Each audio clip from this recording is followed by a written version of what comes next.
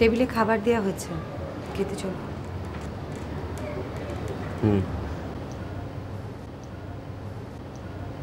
কি হচ্ছে তোমার? তুমি তো কখনো এভাবে বারান্দায় দাঁড়াও না। গত সপ্তাহে পূর্ণিমা রাতে তোমাকে এত ডাকলাম, কিছুতেই আসলে না। বালিশে মুখ গুজে শুয়ে থাকলে।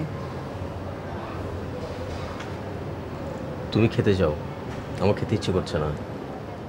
কি হয়েছে? কিছু হয়নি। কিছু তো একটা নিশ্চয়ই হয়েছে, বলবে তো। দেখো, বাবা মা আমার উপর ছেড়ে দিয়েছে পুরো বিষয়টা। তোমাদের এভাবে মিথ্যে কথা বলা, আদিবের সঙ্গে তোমাদের যোগাযোগ, সব কিছু মিলিয়ে আমি আসলে কি করব ঠিক বুঝে উঠতে পারছি না। সংসার করবে তুমি, সিদ্ধান্তটা তো তাই তোমাকেই নিতে হবে। কিন্তু বাবা মা কি চাচ্ছে তাও তো বুঝতে পারছি না। এটুকু বুঝতে পারছি, তোমাকে নিয়ে সংসার করতে হলে এ বাসায় আর থাকা যাবে না। তাহলে ভাড়া বাড়িতে চলো।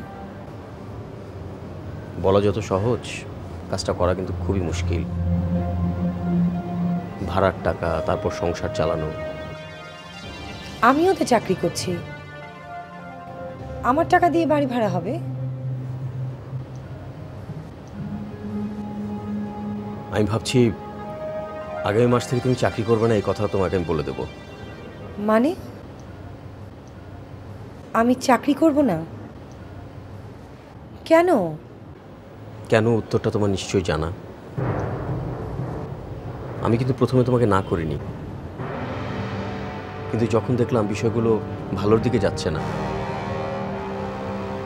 তখন এরকম সিদ্ধান্ত নিতে আমি বাধ্য হলাম।